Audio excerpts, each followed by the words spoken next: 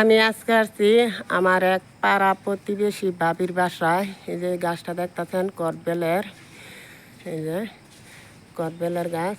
তো আমি এই কদবেল গাছের বেল আমি এখন নিয়ে যাব।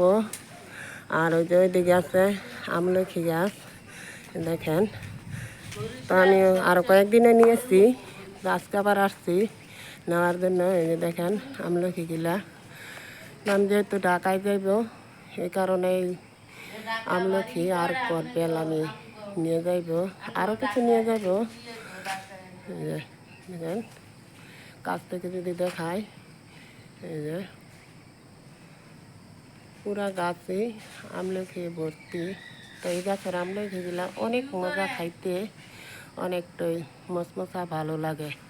এ কারণে আমি সবসময় এই ভাবির গাছের আমলখি নিতে আসি বা নেই। এই যে প্রত্যেকটা ডালে ডালে দেখেন কত সুন্দর আমলখি, পুরাটা গাছ ভর্তি আছে। তো প্রতিনিয়ত পারা হয়, অনেকেই নেয়।